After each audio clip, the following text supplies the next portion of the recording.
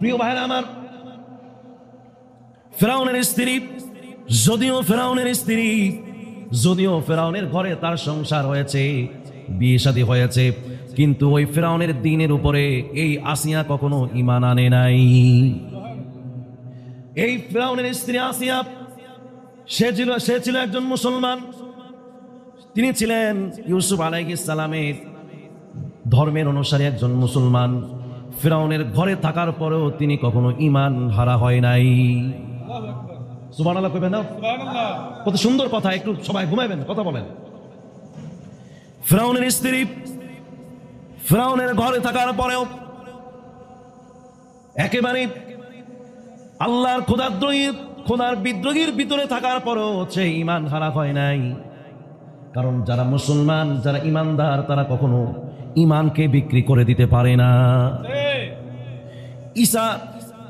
ফেরাউনের স্ত্রী আসিয়ার একটি চরম কাহিনী রয়েছে শাহাদাত বরণের। কথাটা আরো পরে বলা হবে, ঘটনাটা পরে বলা হবে। ফেরাউনের স্ত্রীর সর্বশেষ কথা হলো, ও ফেরাউন, তুমি আমার শরীরের উপরে যতই টর্চার করো, নির্যাতন করো, কিন্তু আমার এই হৃদয়ের মধ্যে যে ঈমান রয়েছে, ঈমানের উপরে একটা টর্চার করতে পারবা না। এই জন্য প্রিয় ভাইরা আমার, আমরা তো মুসলমান, আমরা তো মানুষের মধ্যে সেরা মানুষ। আমাদের তো ভয় নাই, চিন্তাও নাই, কারণ আমাদের ইহকাল পরকাল দুটাই আমাদের জন্য উপকারের। সুবহানাল্লাহ। ঈমানকে কেন আমরা বিক্রি করে দিব? ঈমানকে বিক্রি করা যাবে না, ঈমানকে ঠিক রাখা লাগবে, বেঈমান হওয়া যাবে না। সুতরাং ওই আসিয়া আমাদেরকে শিক্ষা দিচ্ছেন যে আমি ফেরাউনের ঘরে থাকার পরেও আমি এক আল্লাহর উপরে আমি বিশ্বাস করেছি। এজন্য স্ত্রী তার স্বামীরে বুঝায়, খবরদার এই সন্তানকে একটা টোকা দেওয়া যাবে না। সুবহানাল্লাহ বলবেন। নবীর সম্মান, নবীর ইজ্জত বাঁচানোর মালিককে। প্রিয় ভাইরা আমার, কিন্তু ফেরাউনের ঘেরি মোটা, ঘাড় মোটা, তার তো একটা ভয় আছে যে সন্তান আইসা আমার এক সন্তান জন্ম নিবে, যে সন্তান আমার এই রাজত্বকে কেড়ে নিবে, এই ভয়টা তার মধ্যে কাজ করে। যেহেতু ফেরাউনের স্ত্রী আসিয়া বারবার যখন তাকে এক কথা বললেন যে তো ছোট্ট সন্তান, তাকে হত্যা করা যাবে না, আমাদের সন্তান নাই, এই সন্তানটা দিয়েও আমাদের লজ্জা একটু ঢাকতে পারবো, আমাদের ওয়ারিশ নাই, উত্তরাধিকারী নাই, এই সন্তান আমাদের উত্তরাধিকারী হবে। সুবহানাল্লাহ। আরেকটা যুক্তি দেখালেন।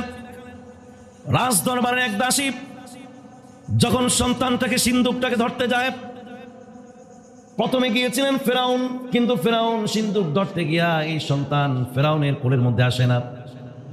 কারণ মুসা আলাইহিস সালাম হলেন পবিত্র, আর ফেরাউন হলো কি পবিত্র। অপবিত্র, তেল আর পানি কখনো কি হয় না? একসাথে হয় না, একসঙ্গ মিশ্রিত হয় না।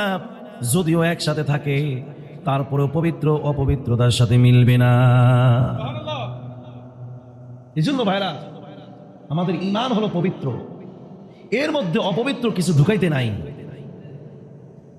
ঢুকাইলে আর ঈমান থাকে না, ঈমান দুর্বৃত হয়ে যায়। দাসী ফেরাউনের রাজ দরবারের দাসী গেলেন, দাসী গিয়ে সিন্দুকটা উঠালেন। এর মানে হলো দাসীর ভাগ্য কি ভালো না খারাপ? ভালো। কথা বলছেন না কাপ? দাসীর ভাগ্য ভালো যে এই সন্তান তার কোলের মধ্যে এসেছে। সুবহানাল্লাহ। এটা তারা এও বুঝেন, যত বড় রাজাই হোক না কেন, আল্লাহ যদি পছন্দ না করেন কোনো লাভ নাই। যত বড় গরিব হোক না কেন, যত বড় অসহায় হোক না কেন, কেউ যদি তাকে গ্রহণ না করে, আল্লাহ যদি তাকে গ্রহণ করে, তাহলে কোনো অসুবিধা, তাইলে কোনো ক্ষতি নাই, তাইলে কোনো অসুবিধা নাই। সে দাসী গিয়া যখন মুসা নবী শিশুকে এভাবে কোলের মধ্যে নিলেন, কোলের মধ্যে নেওয়ার পরে এই সন্তান কান্নাকাটি চিৎকার দেওয়া শুরু করলো। কিন্তু আমরা কয়েকদিন আগে তাফসীরের মধ্যে বলেছিলাম, এই মুসা নবীর চেহারাটা এত মায়াবী করে তৈরি করলেন, তার কান্নার মধ্যে একটা মায়াবী সুর দিয়ে দিলেন, যার কারণে যে কোনো মানুষ নিলেই তার মধ্যে আদর, মহব্বত, ভালোবাসা সৃষ্টি হয়ে যায়।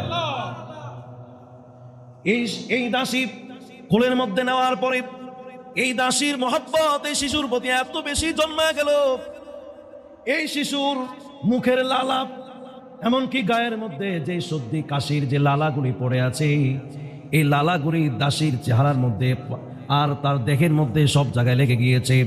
কিতাবে লেখে ওই দাসী ছিল কুষ্ঠরোগী, ওই দাসী ছিল অসুস্থ রোগী, কিন্তু এই সন্তানের লালা তার মুখের মধ্যে দেহের মধ্যে লাগার সঙ্গে সঙ্গে যিনি ভালো করে দিয়েছেন তিনি কে?